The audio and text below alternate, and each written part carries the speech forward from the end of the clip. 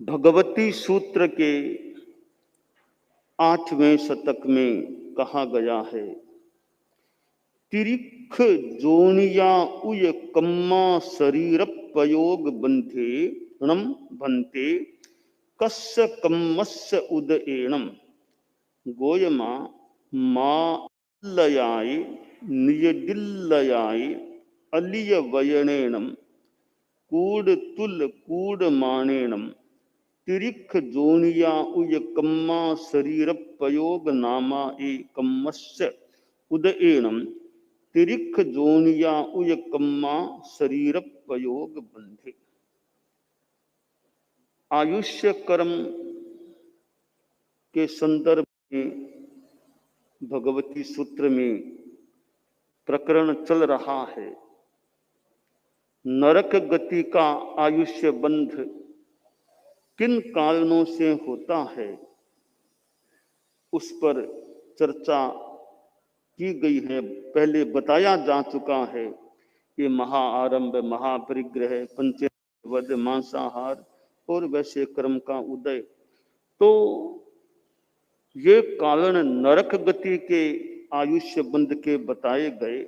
आज प्रश्न यह रखा गया है कि तिर्यंच गति आयुष्य का बंध किन कारणों से होता है। उत्तर में बताया गया है, गौतम के नाम गौतम संबोधन के उत्तर है कि तिर्यंच गति आयुष्य बंध माया, कूट माया, असत्य वचन, कूट तोल कूट माप, तिर्यक योनिक आयुष्य कर्म शरीर प्रयोग नाम कर्म का उदय। तिर्यंच गति आयुष्य बंध का जो कारण समूह आगम में यहां बताया गया है, इसको मैं संक्षेप में प्रस्तुत करना चाहूं तो वह इस प्रकार हो सकता है कि झूठ कपट सारे इस आगम की इस तिर्यंच गति के में जो बात है आयुष्य बंध की, कि क्यों तिर्यंच गति का आयुष्य बंधता है, इस बात को अति संक्षेप में कहें तो झूठ कपट यह तिर्यंच गति आयुष्य बंध का कारण बन जाता है। उमा स्वाति ने कहा माया तैर्यग योनस्य, यानी माया और हम कपट, झूठ और कपट का मानो जोड़ा है, गहरा संबंध है।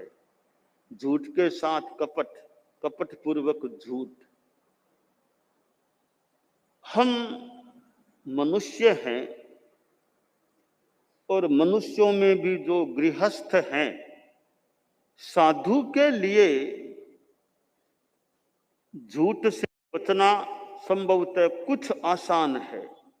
आसान क्यों है कि साधु को न तो व्यापार करना है, न और कोई ज्यादा ऐसे बाह्य खरीदना बेचना ऐसा कुछ करना है। इसलिए ये तो विषय साधु के हैं नहीं, अपने आप ही वो तो झूठ का प्रसंग ही समाप्त मान ले। बाकी व्यवहार में भी असत्य से बचने का प्रयास साधु का होना ही चाहिए। परंतु गृहस्थ के लिए झूठ कपट से बचना कोई कठिन भी ऐसे हो सकता है कि उसका काम शायद ज्यादा पड़ता है, व्यापार धंधा लेन देन आदि को लेकर। परंतु मुझे लगता है मनोबल और निष्ठा मजबूत हो तो गृहस्थ भी झूठ कपट से बहुत बच सकता है। कि आदमी जो बात है उसको तोड़ मरोड़ कर या अन्यथा रूप में प्रस्तुत क्यों करे। अगर संकल्प हो तो भी आदमी काफी झूठ से बच सकता है।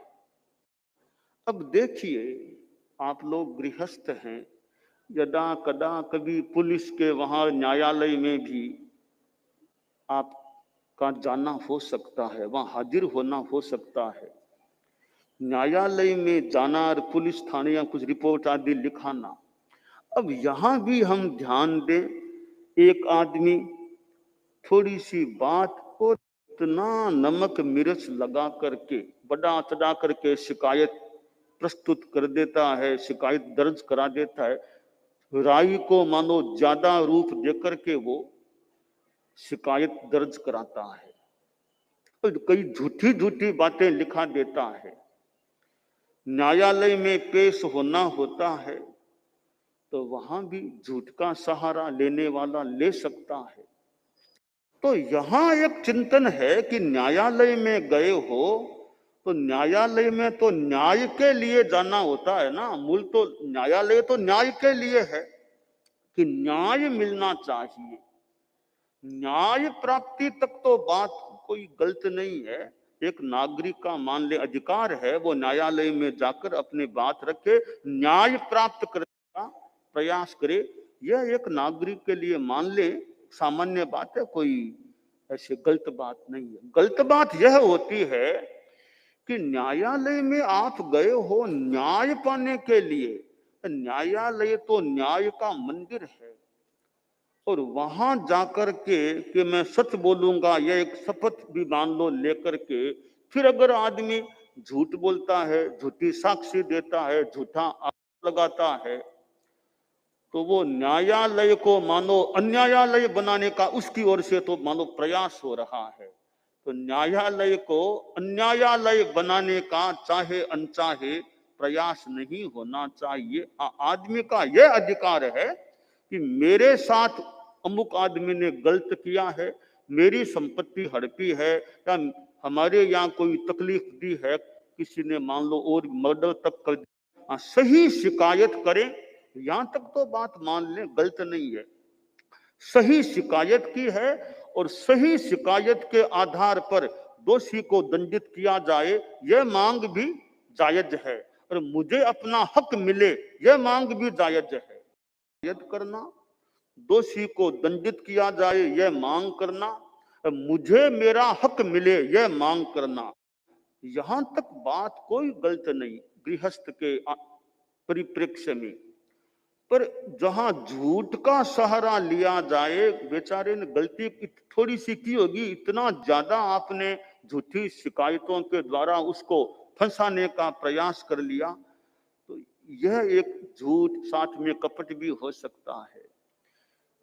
किसी आदमी पर किसी भी पर झूठा आरोप लगाना एक पाप होता है। 18 पापों में एक पाप है अभ्याख्यान, झूठा आरोप लगाना पाप है।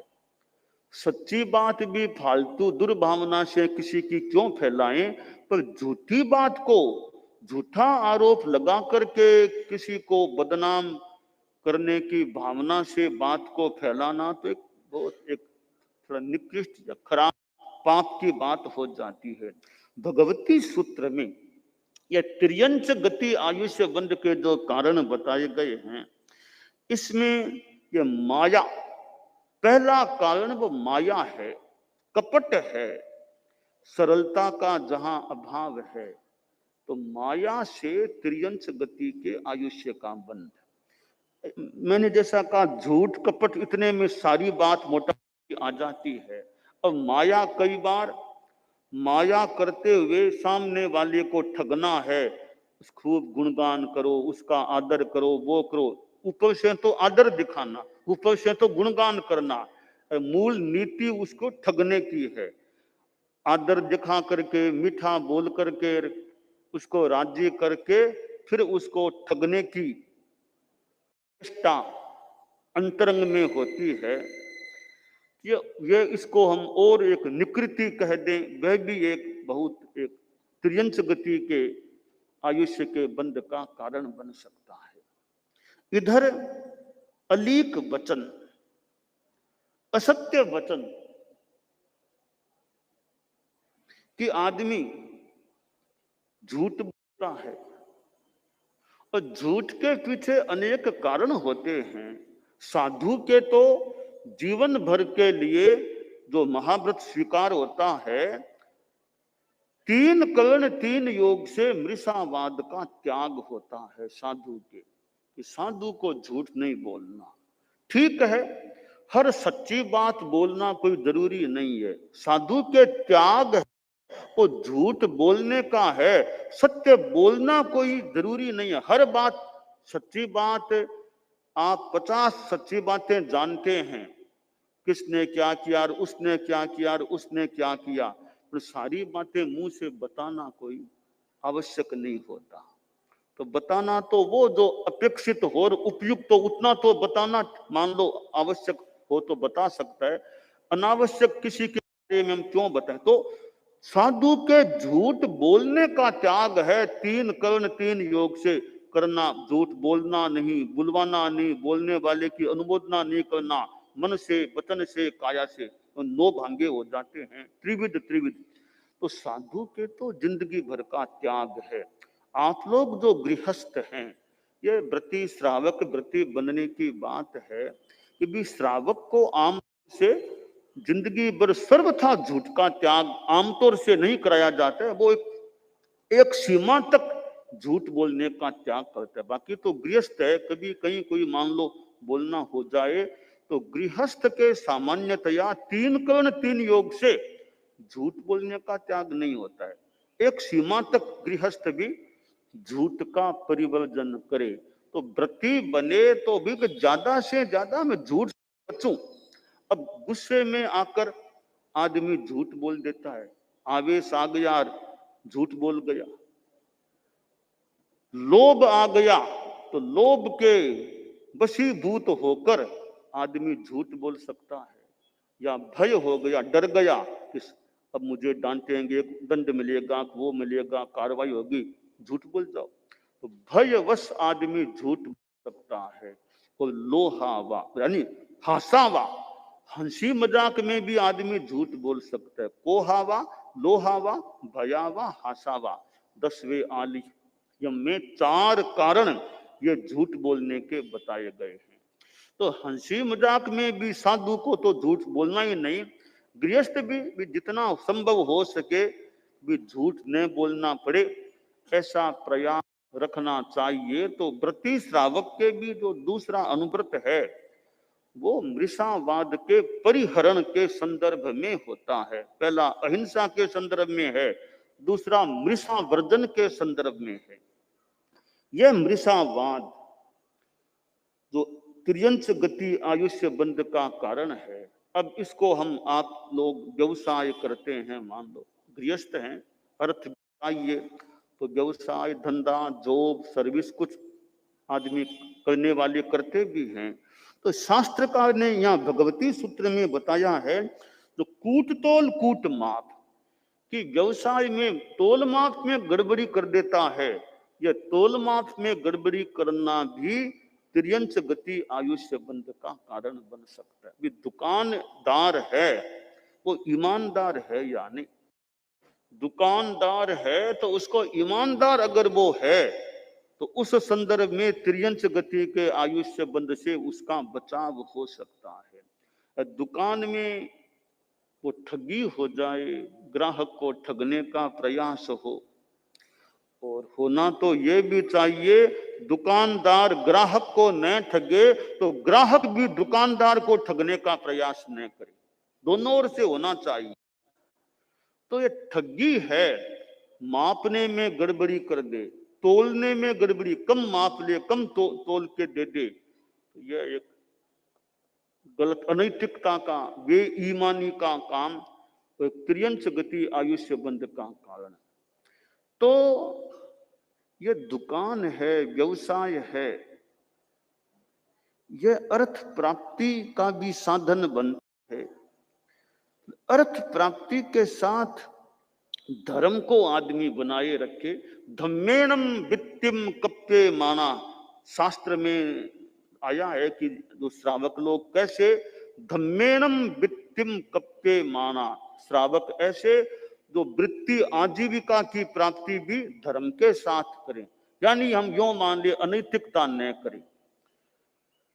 संस्कृत में एक श्लोक, वृत्तम यत्नेन संरक्षेत, वित्त मायाति याति च अक्षीणो वित्ततः क्षीणो वृत्ततस्तु हतो हतः। दो शब्द संस्कृत श्लोक में बताए गए हैं खास, वृत्त और वित्त। वृत्त और वित्त, वित्त का मतलब चरित्र, वित्त यानी पैसा, जैसे वित्त मंत्री यानी पैसे का धन का मंत्री। तो वृत्त और वित्त, कवि ने कहा कि वृत्त की प्रयत्न पूर्वक संरक्षा सुरक्षा करो, चरित्र यानी यहां हम यो मान ले खासकर ईमानदारी की सुरक्षा करो। वित्त मायाति याति च, धन तो आता है कभी चला जाता है, तो वृत्त को मत जाने दो, वृत्त की सुरक्षा करो।